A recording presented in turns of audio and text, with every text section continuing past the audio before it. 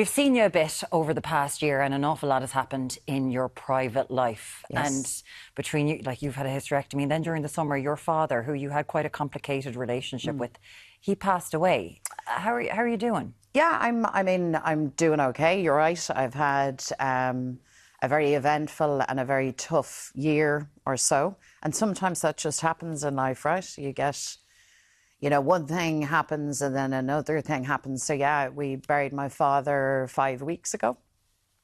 So anybody who has lost their dad knows it's a very hard thing.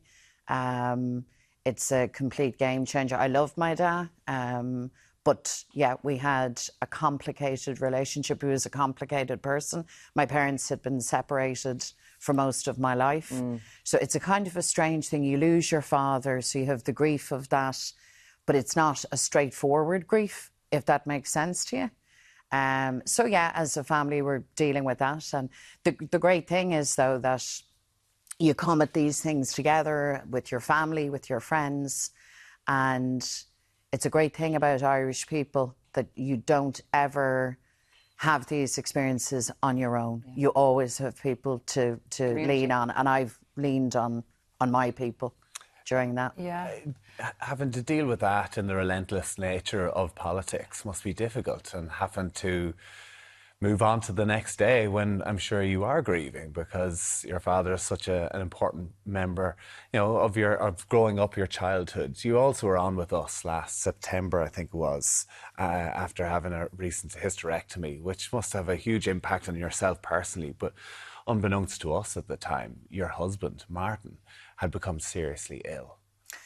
Yeah, and I'm very conscious that, for so many people in their lives, you're going along, you're doing your work, you're managing things, and then life just throws curveballs at you.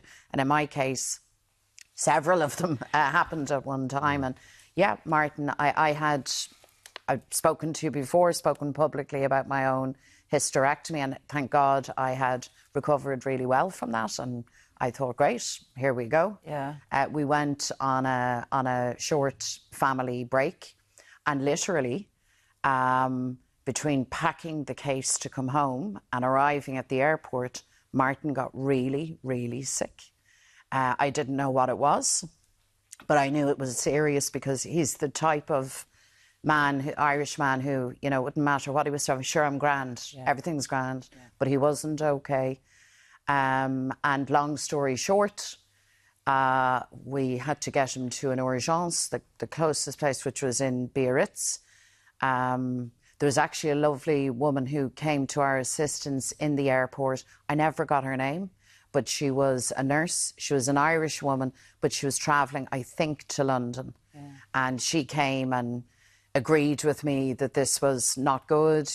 He couldn't get on the flight. So he went to the hospital.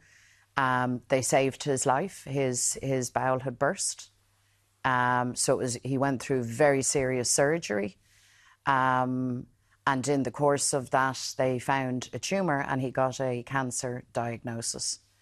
So I ended up spending several weeks in the Basque Country in France with him in intensive care and hospital, and all of the thing of getting him home and the worry, would I get him home? So it was one of those moments in life where literally everything got turned upside down. And to be honest with you, I was in talking with you that time about my own kind of health issues. And at that stage, my actual concern was for him. I hadn't spoken about it. I haven't spoken about it really publicly at all, because I was still trying to process, what does this mean? How serious is this? Will he recover? And your viewers will know, anybody knows, when a cancer diagnosis is just a game changer for the individual, but also for the family. And that was the case for our family. And I'm talking about it now because he's one of the very lucky ones, in that we have come to the end game. We see the light. We're walking into the light at the end of the tunnel. And his prognosis now is good, thank God. And for that, I am eternally grateful. Because you got him home a few weeks later, he started treatment for colorectal cancer. So he's been going through, I'm assuming, the radiation, the chemotherapy, the whole 9 the yards. whole shebang going on in the background. How is he? He's good. Is he? He's actually he had a procedure this week, so I think he's probably watching. He's in hospital at the moment, but he's good. We're big in hospital. You're big in hospital, so say hello to him. You'll be delighted. So he's good. He's at the end of the journey, and I am just so relieved and grateful. And this is going to sound really strange, but for us as a family and for me as an individual, I think I am all the stronger for having gone through what has been an incredibly, incredibly difficult year with everything that happened. That's an understatement, honestly, to go through all of those things, your own health issue, your husband and your father. Why did you decide not to talk about it? Was it just, this is private, I think, get on with it? Well, not so much that, although I do think when you work in the public domain, there have to be kind of boundaries around, because being a leader is not actually about me. My work is about the community, and it's about others, and it's about making life better for people and doing my best in that regard. And I suppose initially not talking about it is just giving yourself space to kind of cope with it and to process it and manage it.